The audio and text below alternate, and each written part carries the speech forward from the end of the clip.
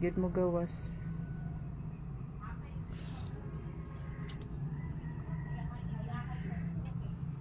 Karon man ni mula na no. Mayo. Ay, Abril. Abril di ay. Mga anak ka. Ayaw lagwa balay. Pagligo bulak, 21 ka buok. Kanang bulak nga natagak dala sa hangin. Dili po puon. Ayaw ka na niya, ka nagabati na siya nila. Dagan gid kay ate. Di makaya ay katulgid kaayo. Ani man kuko, sudlay man. Sudlay Dili an. pod nako magwanta nay nga dili. Di ka Kuko. makura ba sa di kukuhon? Agay di naman ni gago di ay. Basin karong kuanan ni. Kikis na rin ito. Napos. Kapawa lang. Basta ng bata na eh. Hindi na oh. Plastara ang bata. Bato kay na siya na gahi na gyud. Ay, gituong naman di ay ni. Ana atong flower ma'am. Inana ang ulo.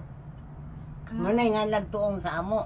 Kutuong ka dool na ba sa perta ana? So Doon na. basta, nagiday siya. Oh, doon na sa agianan. Doon na to na mubuto. Katawa lang tadaan sa mga anak. Pamahiin sa buntis.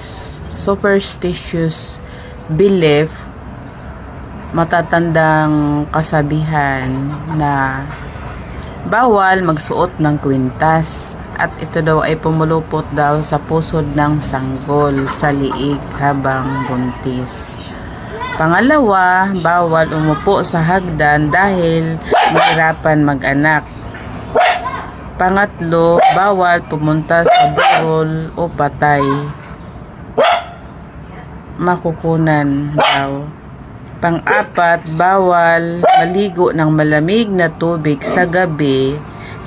Mapupunta sa sanggol ang lamig ng tubig.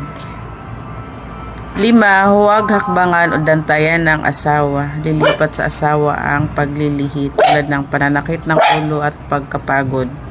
Pang-6, huwag kumain ng pagkain na tira sa buntis. Aantukin daw ang asawa.